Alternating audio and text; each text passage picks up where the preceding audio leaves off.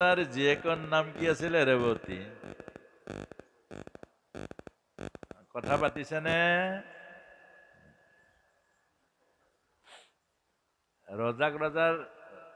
ৰেৱত ৰজাৰ জীয়েকৰ নাম কি আছিলে বাৰু? কথা পতা আইগৰাকী সুধিছো, কি আছিলে? নাজানে? ৰেৱত ৰজাৰ জীয়েকৰ নাম কি আছিলে?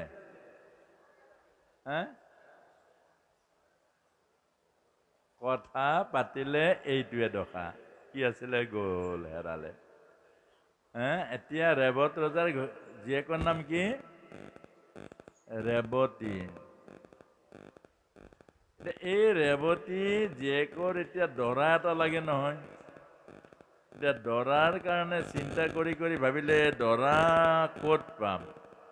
তে ব্ৰহ্মাৰ ওচৰলৈ গ'ল। ব্ৰহ্মাৰ ওচৰত গৈ দেখিলে ব্ৰহ্মলোকত নাম গাই আছে। ব্ৰহ্মলোকততো নামেই চলি থাকে।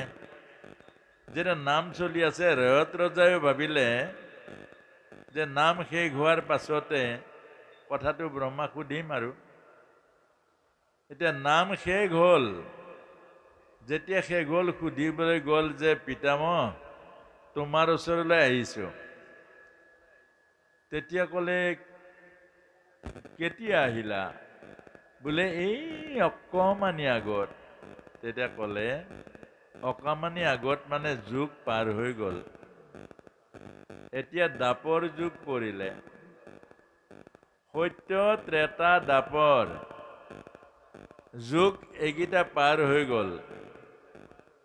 এতিয়া দাপৰ যুগ পালে। তাৰ মানে কি? আধ্যাত্মিক ৰাজ্যত মানে বৈকুণ্ঠ বা ভকতৰ মাজত সময়ৰ প্ৰভাৱ নপৰে। আপোনাসবে চাবচোন, যেতিয়া ভাগৱত বা আমাৰ গীতা ব্যাখ্যা আৰম্ভ হয়, সময়টো কেনি যায়?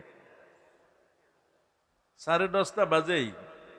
এনেকুৱা লাগে যেন 5 মিনিটহে হৈছে। তাৰ মানে কি? ভকতৰ যেতিয়া ভকতিৰ ৰাজ্যত প্ৰৱেশ কৰে ভকত, কাল আৰু মায়াই প্ৰভাৱ নেপেলায়। ধৰিব পাৰিছেনে? এজন মাছমৰীয়াই মাছ মাৰোতে পুহ মাহত, বুজিবলৈ টান অলপ, পুহ মাহত মাছমৰীয়াবিলাকে বিহুলৈকে মাছ মাৰে নামাৰে? ৰাতি 3টা বজাত পানীত নামেন নামানে? তেতিয়াহে ৰাতিপুৱা মাছ বেচিব যাব পাৰিব। ঠাণ্ডা লাগে নালাগে? নেলাগে। এজন মাছমৰীয়াই পুহ মাহত মাছ মাৰিবলৈ এডিঙি পানীত নামি মাছ ধৰে, ঠাণ্ডা নালাগে। আৰু সেইজন মাছমৰীয়াই পিছদিনা ৰাতি 2খন কম্বল লৈ বিচনাত থাকে, কঁপি থাকে। একেজন মানুহ। হয়নে নহয় বাৰু? এতিয়া এই পুহ মাহৰ ঠাণ্ডা পানীত নামি মাছ ধৰাজনৰ ঠাণ্ডা কেলে নালাগে? পাৰত থকাজনে কঁপি থাকে আকৌ। কেলে? মনটো মাছত আছে। বুজিলে নে? মনটো ক'ত আছে? মাছত।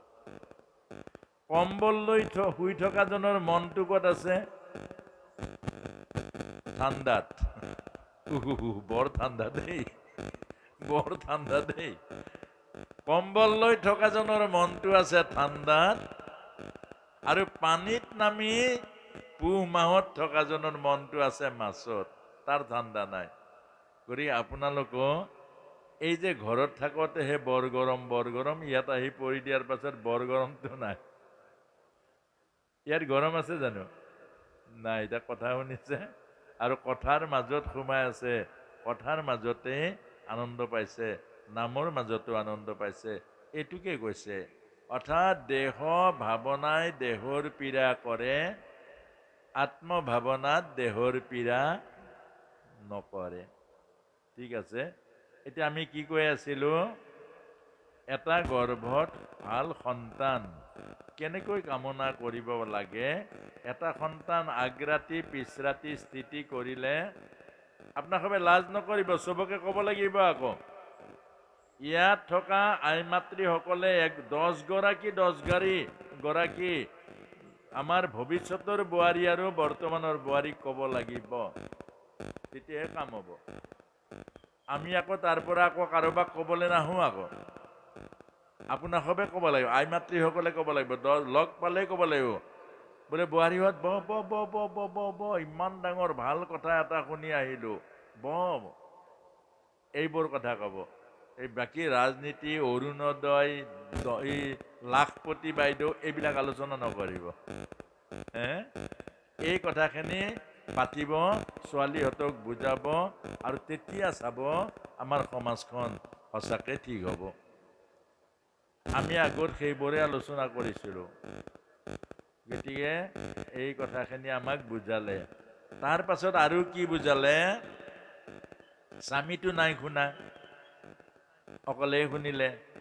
এতিয়া কয়াধু মায়ে যেনেকৈ টেকনিক কৰি, মানে বুদ্ধি কৰি, জ্ঞান আৰু বুদ্ধিৰ বলেৰে হিৰণ্যকশিপুৰৰ পৰা, মানে দৈত্যৰ পৰা প্ৰহ্লাদক জন্ম দিছে, আপোনাক সবেও তেনেকুৱা বুদ্ধি লগাব লাগিব।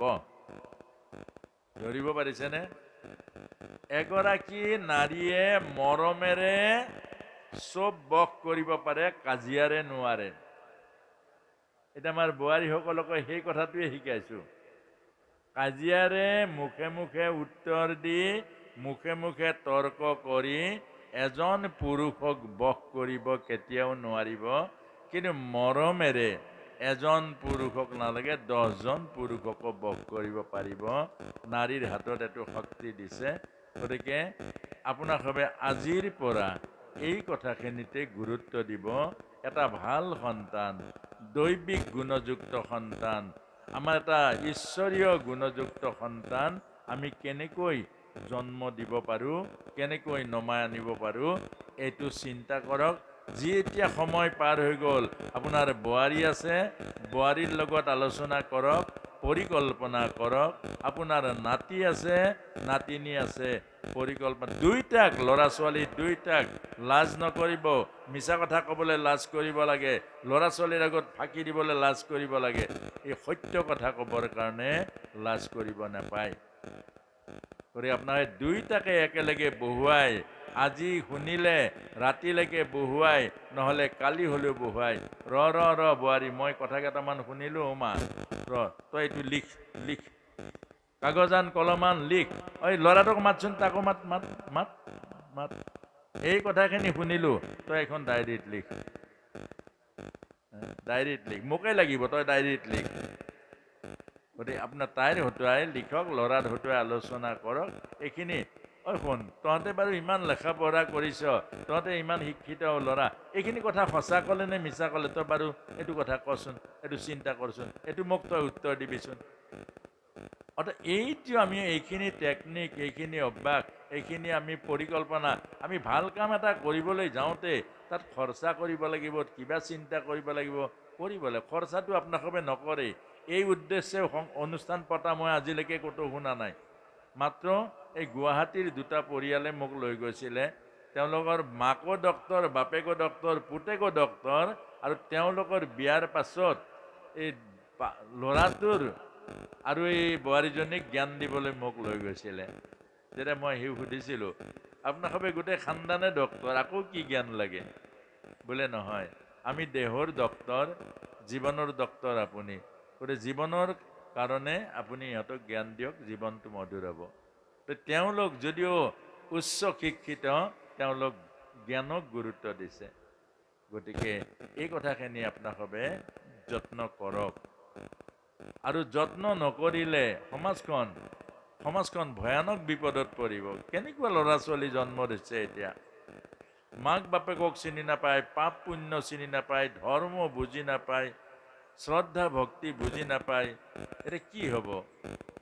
আৰু এতিয়া আপোনালোকে চাব, এই ল'ৰা ছোৱালীবিলাকক যে স্কুলত থবলৈ যায় আইসকল, তাত যে বহি থাকে, ৰৈ থাকে, ক্লাছ শেষ হোৱালে, তাৰ ওচৰত বহি আপুনি শুনি থাকিব, মাত নামাতিব আকৌ। বাইদেউ, আজিকালি ল'ৰা ছোৱালী নোখোৱাই নহয়, আমি জানোৱেই এইটো। আজিকালি ল'ৰা ছোৱালী মাক বাপেক কেতিয়াও নোখোৱায়।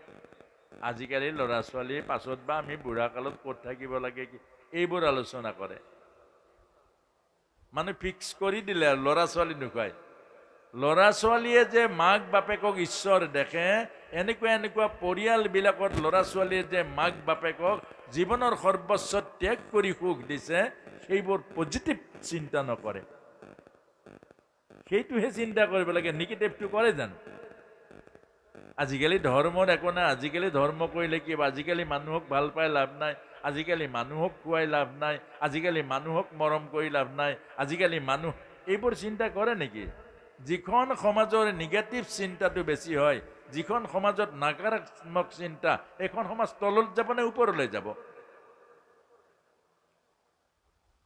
গতিকে আজিৰ পৰা নকাৰাত্মক আপোনাৰ ল'ৰাটো কেতিয়াও বেয়া নিজে বেয়া আপুনি যদি আপোনাৰ ল'ৰা বেয়া আপুনি নিজে বেয়া তাক জন্মত কেৰুণ লগালে তাক সংস্কাৰত কেৰুণ লগালে তাক যি সময়ত যি জ্ঞান দিব লাগিছিলে সেইখিনি আপুনি নকৰিলে আপুনি অৱহেলা কৰিলে আজি প্ৰায়শ্চিত্ত কৰক আজি প্ৰায়শ্চিত্ত মোৰ ভুলৰ কাৰণে ফোনটো আজি মই শুনিলো যেনেকৈ তোক জন্ম দিব লাগিছিলে পৰা নাই আজি মই তোৰ ওচৰত লজ্জিত হৈছোঁ আৰু তই মোক ক্ষমা কৰ কিন্তু আজিৰ পৰা তই শুন অন্তত এই কামখিনি কৰ বুজাওক ল'ৰা ছোৱালী হ'লেও সৰু হ'ব লাগিব আপুনি ভুল কৰিলে স্বীকাৰ কৰিব লাগিব হাতযোৰ কৰিব লাগিব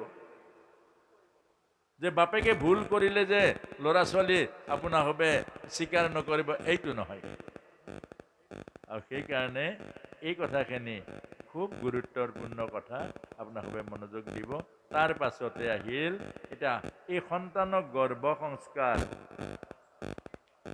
সন্তান যেতিয়া গৰ্ভৱতী হয় গোটেই ঘৰখনে এই গৰ্ভৱতী আইগৰাকীৰ লগত লাগিব তাইক অকলে থাকিব নিদিব তাইক অকলশৰীয়া হ'ব নিদিব তাইৰ মনৰ মাজত কোনো চাপ নিদিব আৰু তাই যাতে ভয় নকৰে সম্পূৰ্ণ কথা ক'ব পাৰে এই ব্যৱস্থাটো কৰিব কেলে বহুত বোৱাৰীয়ে গৰ্ভৱতী হোৱাৰ পাছত গিৰিয়েকে লগ নিদিয়ে গিৰিয়েকে লগ নিদিয়ে বহু কথা ক'ব লগা থাকে বহু পাতিব লগা থাকে বহু আলোচনা কৰিবলৈ থাকে কিন্তু গিৰিয়েকে লগ নিদিয়ে আৰু আইগৰাকীৰ মনটো যেতিয়া বিক্ষোভেৰে ভৰি পৰে আইগৰাকীৰ মনটো বেয়া লাগিব যে এওঁ মানুহটো মই এনেকুৱা হৈ আছোঁ এওঁ মানুহটো ক'ত ঘূৰি ফুৰিছে মোৰ খবৰ মনটো বেয়া লাগিব আৰু মন যিমান বেয়া লাগিব মন যিমান গিৰিয়েকৰ প্ৰতি বেয়া ভাৱ আহিব মনত যিমান স্বামীৰ প্ৰতি বেয়া বিতৃষ্ণা ভাৱ আহিব গৰ্ভৰ সন্তানটো পিতৃৰ প্ৰতি সিমান নিৰ্দয় হৈ যাব কেলে মাকৰ আপ্যায়নী নাৰীৰ লগত সন্তানৰ আপ্যায়নী নাৰীৰ যোগ হৈ থাকে মাকৰ চিন্তা মাকৰ খাদ্য মাকৰ আহাৰ মাকৰ বিচাৰ সন্তানৰ গালে ট্ৰান্সফাৰ হৈ যায় সেইকাৰণে খুব সাৱধান সেইকেইদিন গৰ্ভৱতী আই অৰ্থাৎ গৰ্ভৰ সন্তানটো অকল পিতৃ মাতৃ নহয় সি জাতিৰ সি সংস্কৃতিৰ সি সভ্যতাৰ সিহে পিতৃ মাতৃক পুং নামৰ নৰকৰ পৰা ৰক্ষাও কৰিব বংশও ৰাখিব এই কথাখিনি বুজিব লাগিব আৰু তাৰ পাছতে যেতিয়া গৰ্ভত আইগৰাকীয়ে বেয়া চিনেমা বেয়া কথা বেয়া সংকল্প এইবোৰ চাব নোৱাৰিব এইবোৰ চালে গৰ্ভৰ সন্তানটো কুসংস্কাৰী হ'ব আজিকালি ল'ৰা ছোৱালী গৰ্ভতে বেয়া কথা শিকি আহে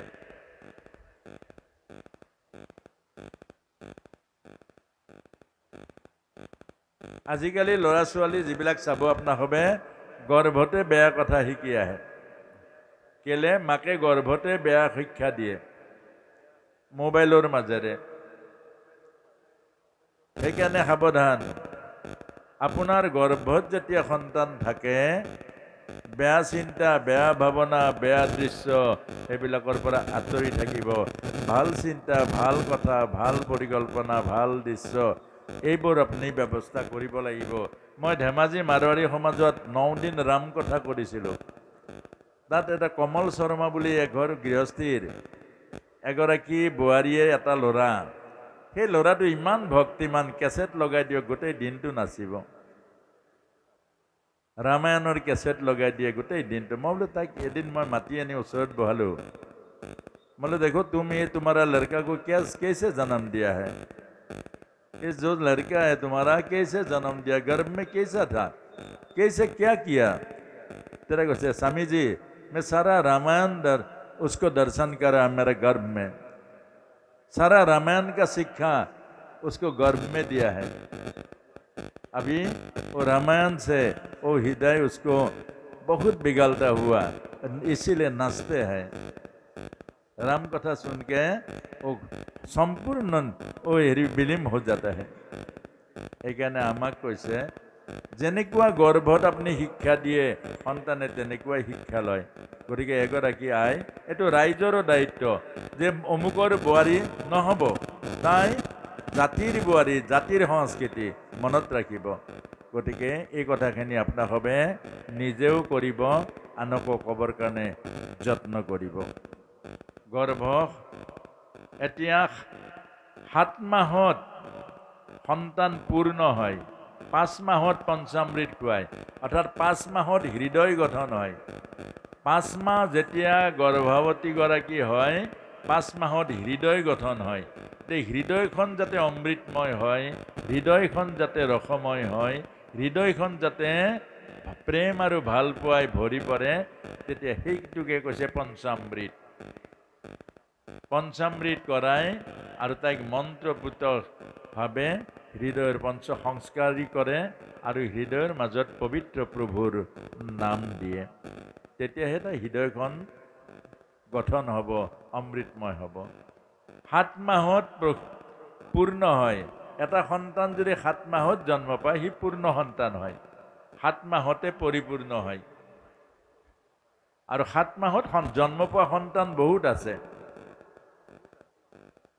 এতিয়া সেই 7 মাহতে আইগৰাকী গৰ্ভতে সুশিক্ষা দিব লাগে। ৰামায়ণ হওক, গীতা হওক, ভগৱত নাম হওক, ভগৱত আচৰণ হওক, ভগৱত তত্ত্ব হওক, সুশিক্ষা দিব লাগে।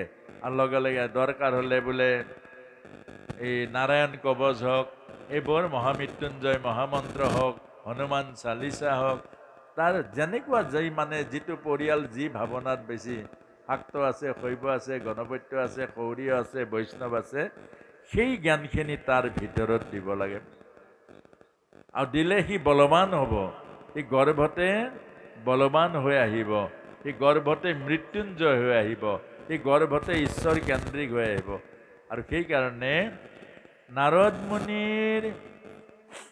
নাৰদ মুনিয়ে কয়াধুক আশ্ৰমলৈ লৈ গ'ল।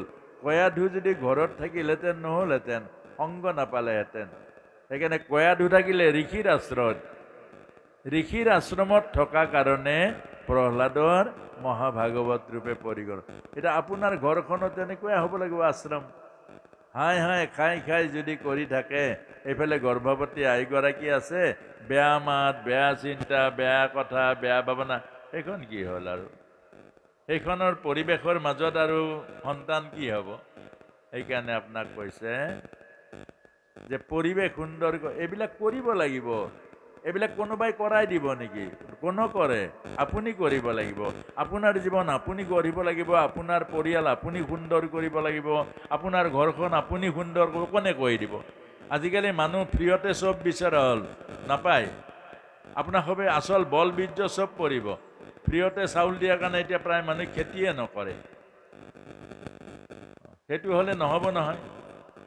কি হ'ব? খেতি পুৰুষাৰ্থটো হেৰাই পেলাব, নিজে কৰি খোৱা ছিষ্টেমটো বন্ধ হৈ যাব, নিজে কৰি এমুঠি কাৰোবাক দিয়াটো বন্ধ হৈ যাব।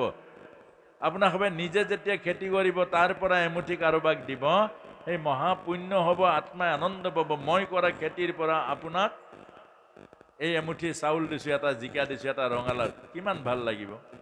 কণ্ট্ৰলৰ চাউল যদি ক'ৰবাত দিয়ে, এইকেইটা কণ্ট্ৰলৰ পৰা পাইছিলোঁ, এইকেইটা 1 কেজি লৈ, সেইটো কি থাকিলে? গতিকে এইবোৰ ডাঙৰ ডাঙৰ কথা। আৰু আপোনালোকে চাব, ভাগৱতত লিখা আছে, প্ৰিয়ত পালে মনটো যদি সেইটো প্ৰিয়লৈ গুচি যায়, তেতিয়া আপুনি দেখিব অকল এই খোজনীয়া স্বভাৱটো বেছি হ'ব।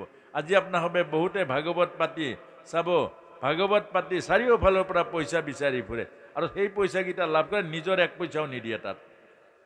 তে নিজে যদি পইচাই খৰচা নকৰিলে, নিজে লেবাৰ কৰিলে পুণ্যটো বেলেগে পাব।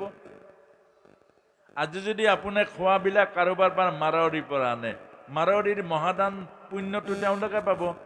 আপুনি ভাগৱত পাতিলে, আপুনি এমুঠি ভোজন কৰিব নোৱাৰিলে, কাৰোবাৰ পৰা চাউল দানি আনি ভোজন কৰালে পুণ্যটো কোনে পাব? আপুনি ভাগৱত পাতি পুণ্যটো মাৰোৱাৰীক দিলে, কোনোবা দোকানীক দিলে, আৰু কোনোবাই ডাঙৰ ধনী মানুহ আছে, তেওঁৰ এনেই পুণ্য আছে কোটিপতি, তেওঁক আকৌ পুণ্য দিলে যে প্ৰভু আপুনি আৰু আপুনি আমাৰ ৰাতি ভকতসকলক খুৱাই দিব। আচ্ছা, তেওঁ খুৱাই দিলে, পুণ্যটো কোনে পালে? গাঁৱৰ ঘৰে ঘৰে 1 কেজি 1 কেজি আধা কেজি চাউল তুলিব, সেইখিনি ভকতত লগাব, গাঁৱৰ প্ৰতি ঘৰে পুণ্য পাব। এঘৰ দুখীয়া মানুহ আছে, 5 জন ভকত মাতিব পৰা নাই, কিন্তু 1 কেজি চাউল যেতিয়া আনি ইয়াত মিলাই দিব, তেওঁ 1000 জনক ভোজন কৰাৰ পুণ্য পাব। তেতিয়াহে গাঁও সকলো পুণ্যৰ অধিকাৰী হ'ব। ধনীজনক আপুনি অনুষ্ঠান পাতি তেওঁৰ ওচৰত যাব, তেওঁ কোনোবাই চাউল দিব, কোনোবাই কিবা দিব, আৰু আমাৰ সেইকাৰণে সকলো মনত ৰাখিব, এইখিনি আমাক বুজাইছে যে আপুনি মই যি কাম কৰিম নিজৰ কাৰণে কৰক, যি কাম কৰিম সমাজৰ কাৰণে হ'ব। আৰু সেইকাৰণে এইখিনি কথা আমাক কৈছে যে গৰ্ভৱতী এগৰাকীয়ে গৰ্ভ সংস্কাৰ আৰু অভিমন্যক আধা কথা ক'লে আধা নক'লে, কেলে মাক টোপনি গ'ল। প্ৰবৃত্তি শুনিলে, নিবৃত্তি নুশুনিলে, অৰ্থাৎ বেহুৰ প্ৰৱেশ শুনিলে, ওলোৱাটো নুশুনিলে, সংসাৰৰ জন্মটো শুনিলে আৰু সংসাৰৰ পৰা ওলোৱাটো নুশুনিলে, তেতিয়া আধা বয়সতে মৰি থাকিলে। সেইকাৰণে মাকে এই জ্ঞানখিনি দিব লাগিব, আৰু মাকে এই জ্ঞানখিনি সন্তানক যেতিয়া গৰ্ভতে দিব, আমাৰ পৰিৱেশ যেতিয়া পাব, তেতিয়া সন্তান বলৱান হ'ব, সন্তানে গৰ্ভতে পৰিপুষ্টি হৈ আহিব, আধ্যাত্মিকতাৰ মাজেৰে এদিন আমাৰ সমাজখন ঠিক কৰিব। কৃষ্ণ কি ক'লে আই?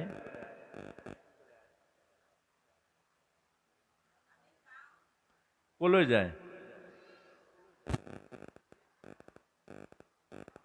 কলৈ যায়? এতিয়া যাওঁ বুলি ক'বলৈ ভাল, এতিয়া কলৈ যাওঁ বুলি ক'বলৈ বৰ দিগদাৰী। অকণমান বহক। এই গোপীসকলক ভগৱান কৃষ্ণই সেইটোৱে কৈছিলে, মই জানো তোমালোকে মোক ভাল পোৱা, সেইকাৰণেহে চাবলৈ আহিছা, নহ'লে কপোহাৰ পৰা গাড়ী লৈ পেলাই নাহেগে। অৰ্থাৎ এইটোৱে হ'ল আমাৰ সপ্ৰেম ভকতি, আধ্যাত্মিক ভকতি, আত্মিক ভক্তি। গতিকে এইখিনি কপোহা আমাৰ আই মাতৃসকল আগতে মই বহুত পাইছোঁ, তেওঁৰ আত্মাৰ লগত সম্পৰ্ক আছে, আৰু এই গৰম যদিও তাৰ পৰা আহিছে। আৰু আমি বেছি সময় নকৰোঁ, অকণমান কিবা অকণমান খোৱাহে পঠিয়াব লাগিব। এনেকৈ পঠিয়ালে কেনেকৈ হ'ব? এতিয়া এই কথাখিনি বুজিলেনে বাৰু? আৰু কিবা সংশয় আছে নেকি? এইখিনি কথাত সংশয় আছে জানো? সঁচা নে মিছা এইখিনি কথা? কওক, পটাপট কওক। এইখিনি সঁচা নে মিছা? এইখিনিৰ দ্বাৰা আমাৰ সমাজৰ কল্যাণ হ'ব নে অকল্যাণ হ'ব? কল্যাণ হ'ব।